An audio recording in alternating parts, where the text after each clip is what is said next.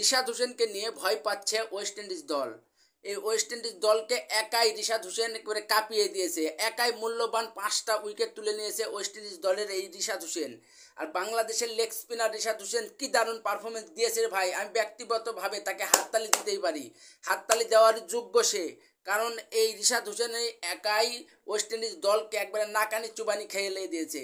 বর্তমানে বাংলাদেশ দলের রিশাদ হোসেন দারুণ পারফরমেন্স করে যাচ্ছে। বাংলাদেশ দল কিছুদিন আগ পর্যন্ত লেগ স্পিনার ছিল না বাংলাদেশ দলে, সেই অভাব এখন এই রিশাদ হোসেন দূর করছে। সবকিছু মিলে এবার এশিয়া কাপেও রিশাদ হোসেন কিন্তু দারুণ বল করেছে।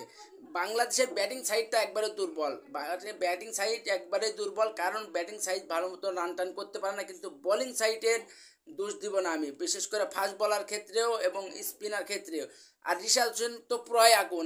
আর এই দ্বিতীয় ওয়ানডে ম্যাচে রিশাদ হোসেনকেই ভয় করছে ওয়েস্ট ইন্ডিজের ক্যাপ্টেন, এছাড়াও ওয়েস্ট ইন্ডিজের কোচ ড্যারেন ছামিও বলছে রিশাদ হোসেনকে এবং তার বল দেখে শুনে খেলতে।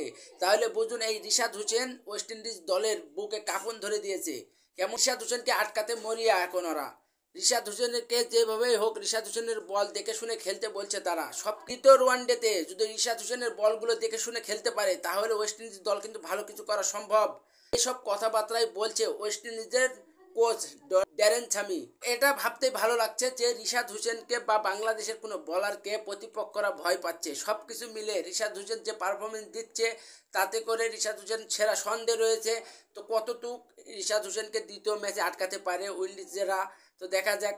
আর রিশাদ হোসেনকে ভয় পাচ্ছে তো এটা বিশাল ব্যাপার। রিশাদের জন্য আমরা ম্যাচটা জিতেছি। রিশাদ গত ম্যাচে একবার রিয়াল হিরো। রিশাদ হোসেন ভাইরে কি বোলিং পারফরমেন্স, এরকম বোলিং পারফরমেন্স একবারে মুগ্ধ করেছে, মনোমুগ্ধকর একটা বোলিং পারফরমেন্স। আমি ব্যক্তিগতভাবে রিশাদ হোসেনকে আবারও তালি দিতে চাই।